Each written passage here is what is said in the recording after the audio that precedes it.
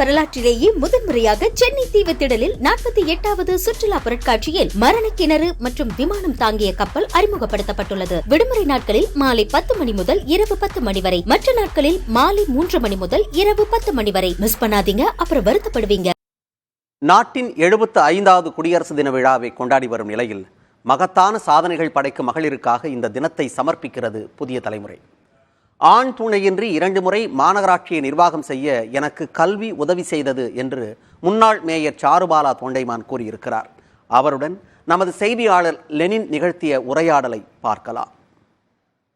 ஒவ்வொரு உள்ளாட்சி அமைப்புகளில் 33 விழுக்காடு இடஒதுக்கீடு பெண்களுக்கு கொடுக்கப்பட்டதற்கு பிறகு எல்லா பெண்களும் தங்களுடைய குடும்பத்தில் இருக்கக்கூடிய ஆண்களோட துணையோட தான் அந்த நிர்வாகத்தை நடத்துகிறாங்க.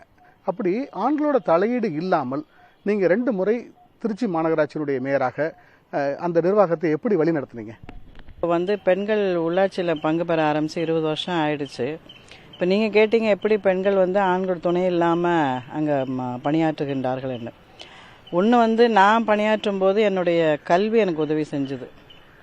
நான் MA MPhil எக்கனாமிக்ஸ் படிச்சிருந்தேன். பொருளாதாரம் படித்த காரணத்தினால என்னால் மாநகராட்சி நிர்வாகத்தை என்னால் சிறப்பாக செய்ய முடிஞ்சிச்சு.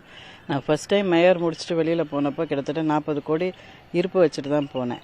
ஸோ அந்தளவுக்கு என்னால் நிர்வாகம் பண்ண முடிஞ்சதுன்னா நான் படித்த படிப்பு ப்ளஸ் எங்களுடைய அந்த பெண்களுக்கான ஒரு வீட்டை நிர்வாகம் பண்ணுறோம், அதே அளவு பெரிய ஸ்கேலில் நாட்டையும் நிர்வாகம் பண்ண முடியும், நகரத்தையும் நிர்வாகம் பண்ண முடியும் தான் அன்றைக்கி இந்திரா காந்தி காட்டினாங்க, அம்மா ஜெயலலிதா காட்டினாங்க.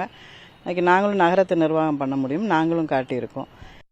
இந்திய வரலாற்றிலேயே முதன்முறையாக சென்னை தீவுத்திடலில் 48வது சுற்றுலா பொருட்காட்சியில் மரண கிணறு மற்றும் விமானம் தாங்கிய கப்பல் அறிமுகப்படுத்தப்பட்டுள்ளது. விடுமுறை நாட்களில் மாலை 10 மணி முதல் இரவு 10 மணி வரை, மற்ற நாட்களில் மாலை 3 மணி முதல் இரவு 10 மணி வரை. மிஸ் பண்ணாதீங்க, அப்புறம் வருத்தப்படுவீங்க.